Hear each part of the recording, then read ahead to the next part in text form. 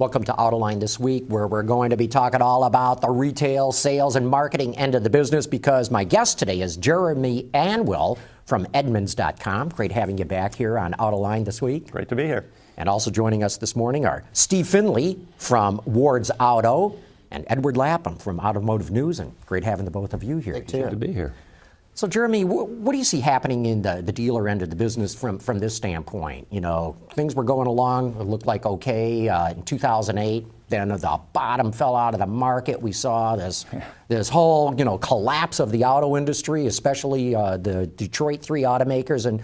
But now it looks like things are coming back and coming back fairly quick. But where's the retail end of the business right now? We've seen thousands of dealers been forced out of the business. What's your vantage point? How are they doing right now? Yeah, I think it's a key question, and there's probably several layers to it. So on the surface layer, which is what everybody kind of looks at, you look at dealer profitabilities. A lot of dealers are now reporting record profits. It's really started last year with some of the supply shortages that we saw because of the earthquake and the tsunami. And anytime there's the shortage of product, prices can firm up, and that certainly helped dealer margins. But that's continuing as we're kind of going through this typical post-recession bounce. So we're seeing a nice recovery, and that's increasing demand, probably at a pace now that's actually outpacing the increase in supply. So dealer margins are good. Dealers are seeing record profitabilities. That would, at the surface, look like a pretty healthy state. I mean, if you're making a lot of money, things have to be pretty good. But when you start kind of looking deeper and deeper and deeper, this is still an industry where there are some sort of fundamental issues. If you look at it from the customer perspective, buying a car has gotten better, but it still takes way too long. It's very frustrating trying to get straightforward pricing. So there's a lot of issues around the retail process itself. And from the dealer perspective, there are issues around, and we see a lot of this now with this tension between the manufacturers and the dealers around facilities. So the way consumers buy cars today is different than it was 20 years ago. But I don't see the manufacturers have really caught up to that fact. And this whole issue around facilities is kind of a ripple of that. But there's also issues from the dealer perspective about salesman's turnover. How do you, as a salesperson, make a career out of selling cars today? It's really tough. And so there's this just constant turnover. You've got to constantly train people. You've got a relationship business that, selling cars is inherently a face-to-face relationship once a customer comes into the dealership.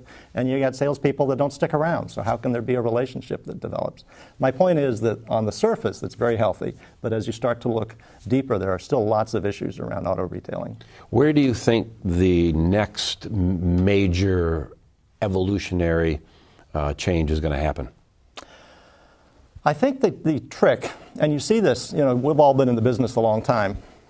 This goes back way before I came in the 80s, and back then people were talking about the retail revolution, and they probably were in the 70s as well. So outsiders are always looking at this industry thinking this ought to be easy to fix, and they want to come in and revolutionize it, and the industry always pushes back and says, no, it's not so easy.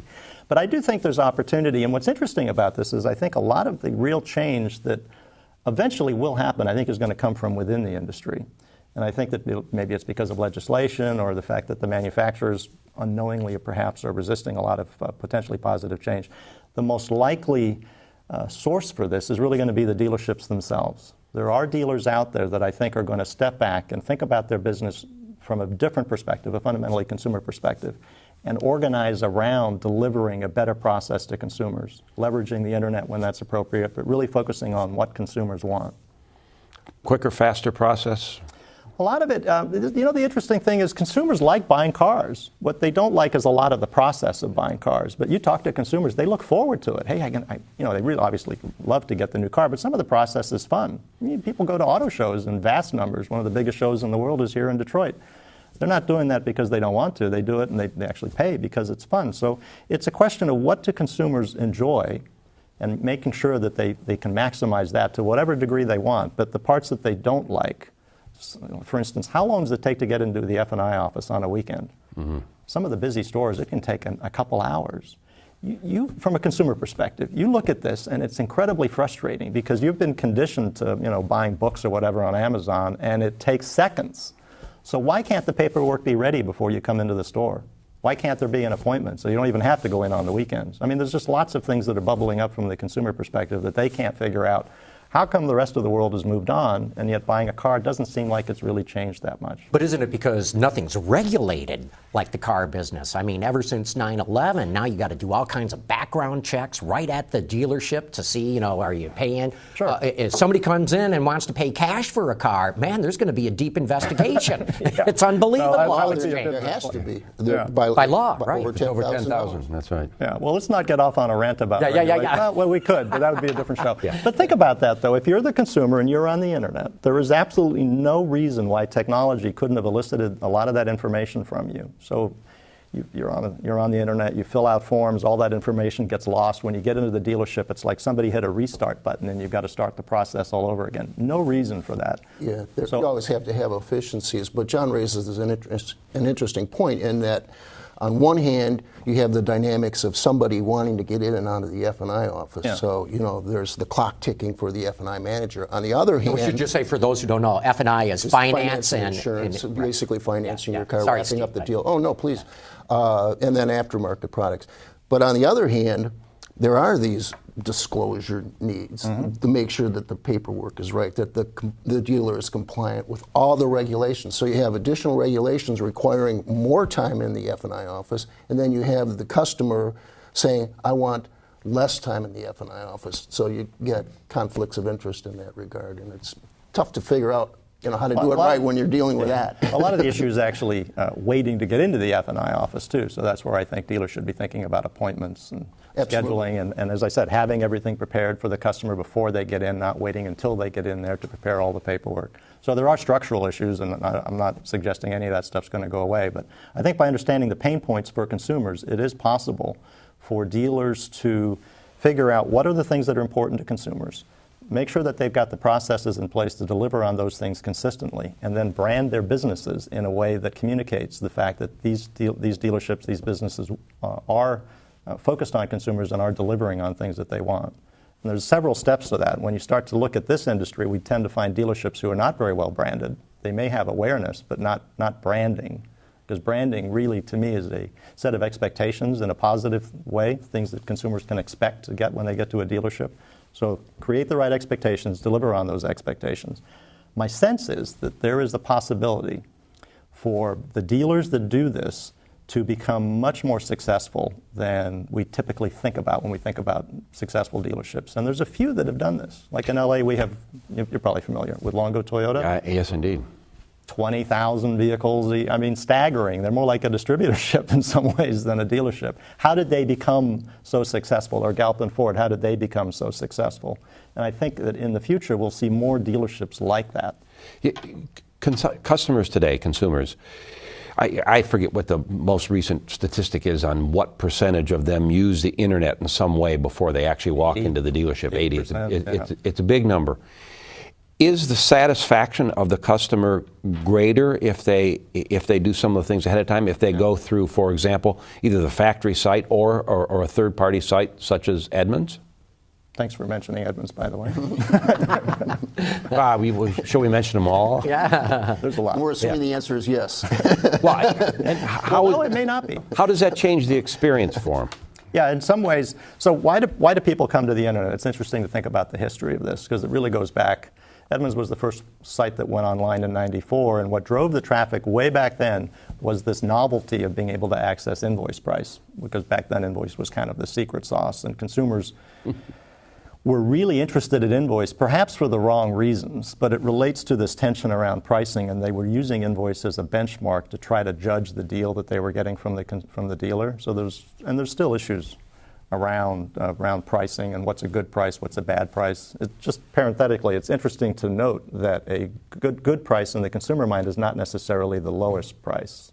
So we tend to get confused about pricing in this industry and think that the internet's created this race to the bottom, and that's not necessarily the case. In fact, when we were talking about successful dealers, they tend to have higher grosses than the average, not lower. So it's a strange business where volume and grosses don't run in opposite tracks, which you see in a lot of businesses. Anyway, the issue with the internet, though, is I think it creates expectations in the consumer's mind in terms of seamlessness. So I do think today's car shoppers have been heavily influenced by their shopping experience, because if you're going to the internet to buy or to research a car, you're certainly going to the internet to buy other things. And you're conditioned to expect certain things based on those experiences. And sites like Zappos and Amazon, where comparing products is seamless, and you can get price quotes instantly, and you can hit one button and the product gets delivered to your house in just a day or two. It ain't happening in the car industry. So I think, if anything, the expectations that have been created by the internet create more tension around some of the disconnects that occur within the auto retail environment. Is part of the problem, though, the franchise laws or the protection thereof by the different states? I mean, I would have thought that if not for the franchise laws, you'd see retailing over the internet, where you wouldn't have to even go into the dealership. Now, you can hire a third party that will go buy it, but as you know, you pretty much have to buy a car through a dealer, and you cannot buy direct from the factory, though in some cases the factory would like to do it. They're prohibited by law from doing so. But you did kind of try that in the late 90s. Didn't work out so well. And you can buy a car without going into a dealership. Yeah, my colleagues bought one from a dealership in Ohio. See, that's a key point, because I think if you look at the history of the franchise laws, they originated as a defense against the manufacturers. The dealers were worried that they didn't have, the big manufacturers had all the power. Back then you had standalone stores where single operator franchisees, and there was a lot of power that the manufacturers had, and the dealers felt vulnerable. They got this web of franchise laws set up. Some of the laws that are characterized as franchise laws really aren't. There's consumer protection laws in various states that prevent dealers talking about invoice, and that's a whole other thing. I do think the franchise laws serve to inhibit potentially beneficial change.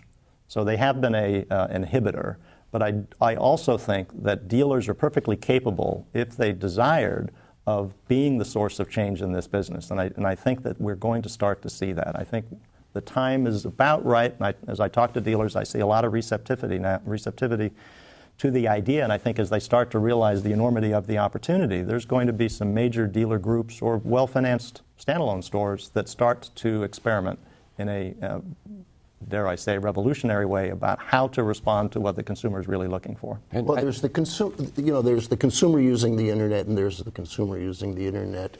Only about 25 consumers will file an internet lead, basically coming in. 25%. 25%. I'm sorry. That seems even a little high. The leads process. Such a big deal is made about this internet customer, when in fact not that many people are doing that. 80% of the people that end up at a dealership had not made an appointment, had not used the internet to contact the dealer, but they sure had used the internet to research. And we talked about 80% being the figure that researches.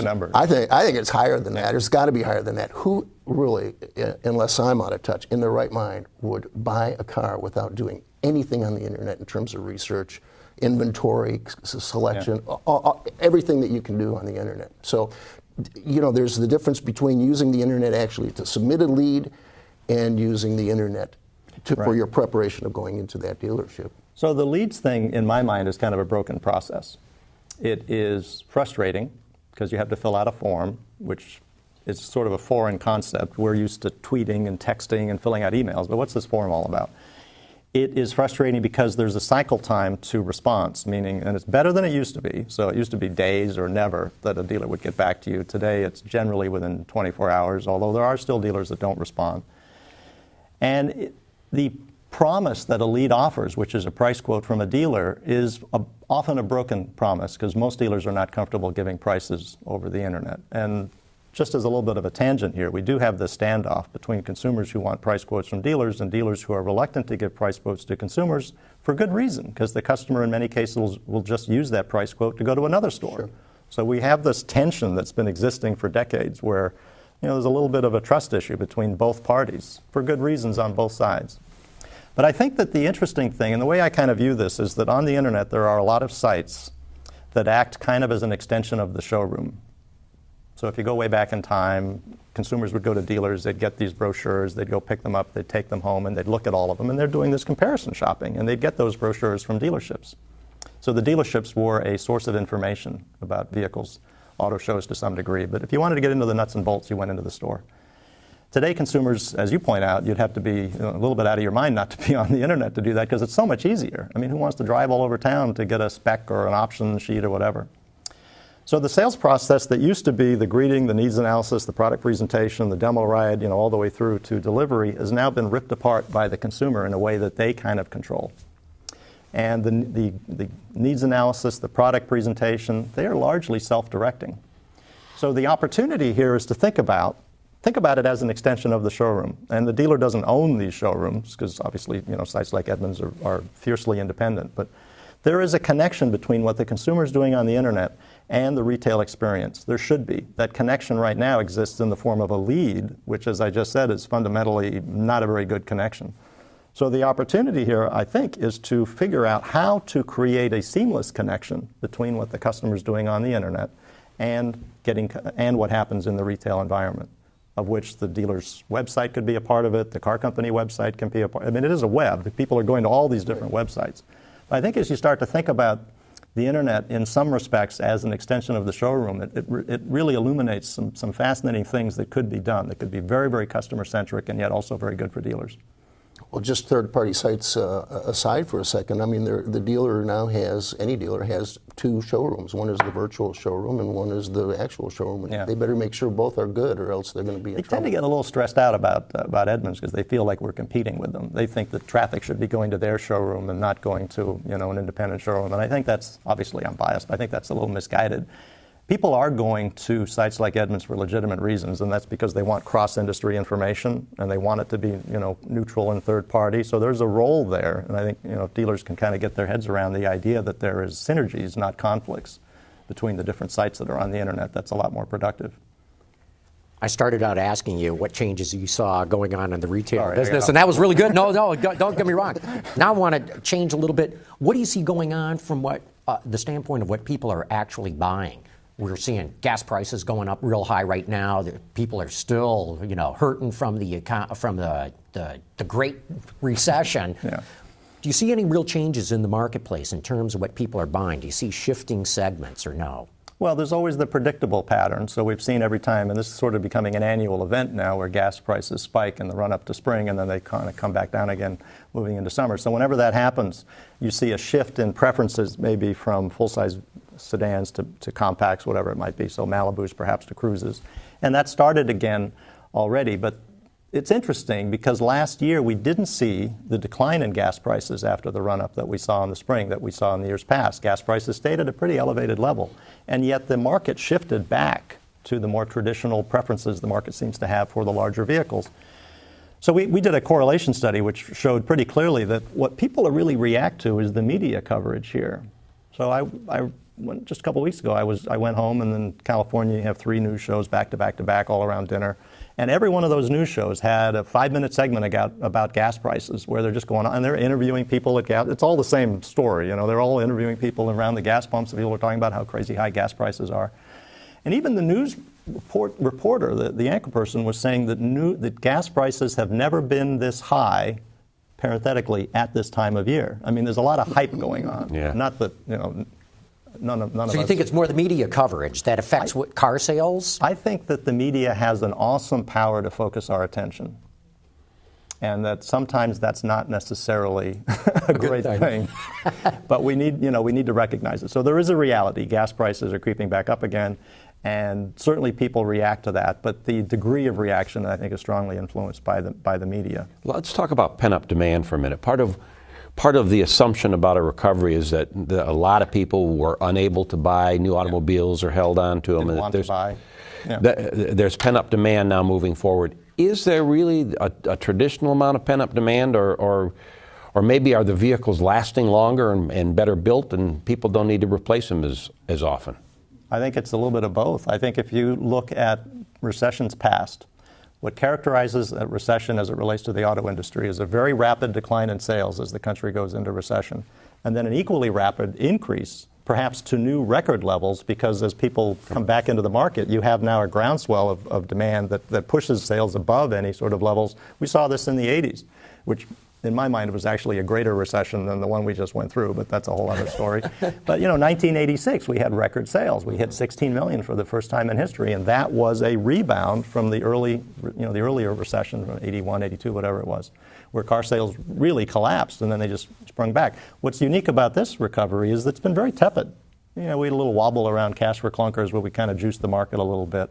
But other than that, sales have been improving, but it's been at a very moderate pace, and that is I have never seen that in the history of the auto industry and recessions in this country. It's just very, very unusual. So it makes you wonder, where is the pent-up demand? Yeah.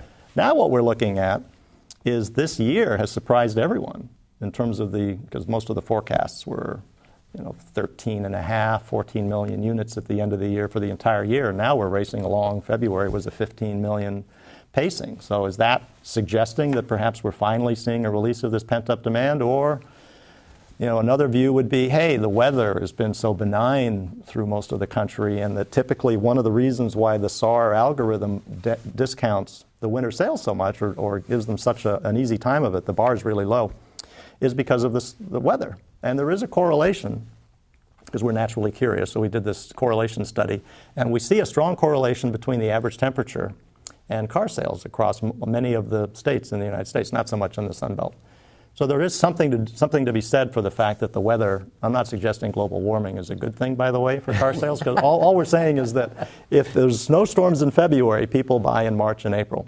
And that's baked into the SAR formula. When you look at March sales, we have to have a fully 20% increase in sales in March to equal the SAR performance in February. And in my mind, that's really the test. If we hit 15 million in March, then I think we'll have to say, hey, you know what, this pent-up demand is finally being released. And our estimates are there's about 4 million units that haven't happened that are waiting to happen. There's more than that if you just do the straight math, but many people bought used cars or just household formation change. There's lots of structural things that occurred, but there's still about 4 million units that are waiting to be purchased out there. So might we hit 16 this year coming out of the trough? I think if we finally see this trajectory assume a more normal sort of curve to it, 16 million by the end of the year is certainly doable.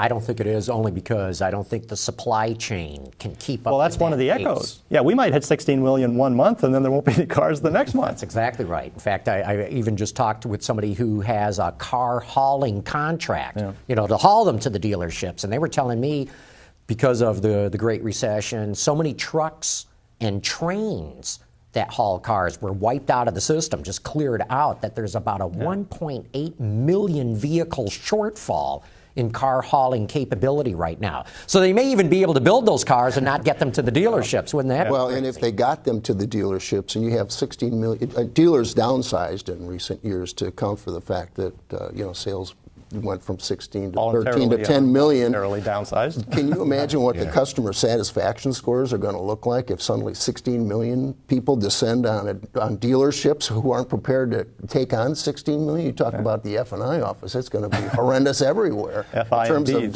finance, insurance, and delay. Satisfaction of customers. These are all obviously high-grade problems. I mean, you'd much rather struggle with this than how to deal with 9 million sales. Nice but problem to have, it's a serious issue. Here's one question I got for you. We see small cars selling better in the United States. I got 3 questions. What's the answer here? Is it that finally Detroit is putting out good small cars and attracting more of their customers? Is it higher gasoline prices that people think, well, I better get something with better fuel economy? Or is it, and this is what I kind of suspect, that people have really taken it on the chin. They don't have the kind of disposable income they used to, and they're looking at these smaller cars and saying, man, I can get everything that I want in this small car, because they are loading them up with all the options. Hence, they're going to buy small cars because they can save a lot of money. I think what you're pointing out is key, because it's difficult to look at the data and unpeel fuel efficiency from price, because we tend to, smaller cars tend to be less expensive, and they also tend to be more fuel efficient. So you see people reacting to, obviously, the recession, and they look to be more, I guess, conservative in some of their financial decisions, so they react in different ways. Some people might actually downsize, so you could go from a mid-size to a small car, whatever it might be. We saw a lot of that, particularly a couple of years ago, where people were coming out of near luxury and moving into full size, where the vehicle size was the same, but they were actually trying to save money. And the manufacturers mistook this because these consumers were optioning up their vehicles. It's kind of interesting how people react to recessions, because as consumers, we never want to settle. So if we've achieved a certain standard in our lives, we are loath to give that up, but we'll make all kinds of adjustments as long as we think that we're not settling. So one way they would do that is they'd move from a near luxury car like an ES down into, say, a LaCrosse, and they'd load up the LaCrosse with all kinds of toys and options to feel like it was a luxury car. Car companies were misreading that in terms of consumers being less price sensitive, and that wasn't the case at all. But it just shows you how you can infer whatever you want from the data. But I think it's certainly true as people are reacting to economic uncertainty. They look to be more conservative in their financial decisions. The interesting thing about this is that when we're really pragmatic, when you think about the fuel efficiency of today's vehicles, and I'm talking about the traditional internal combustion engine where you've got vehicles now delivering 30 mpg. I'm talking about a real mpg. Combined. Yeah, I forget this highway mileage, and we've got the cafe mileage. There's so many mpgs out there now, it's crazy. But I'm talking about real world. The benefit you get from going from 30 to 35 in terms of your wallet is actually pretty small. We're not talking about going from 10 miles per gallon up to 30 miles per gallon where there's some real monthly savings. It's not that significant. So I think it goes back to the point we were making earlier. I think if consumers sit down and do the math, it's not a rational choice to trade in your 25 mpg car to get a 30 mpg car because it's going to take you 20 years to get your money back in terms of fuel savings. But the media attention sometimes causes us to not think rationally. People just kind of react. They get angst, and it's feasible that there's people out there actually buying fuel-efficient cars because of fuel prices, even though it's not a rational decision. Mm-hmm. So you want to shoot the messenger? No, I think, we should have another show about media responsibility. Okay, we'll do that because actually we've got to wrap this one up. But Jeremy Anwell, thanks so much for coming on. Great having you and Edmunds.com on the show.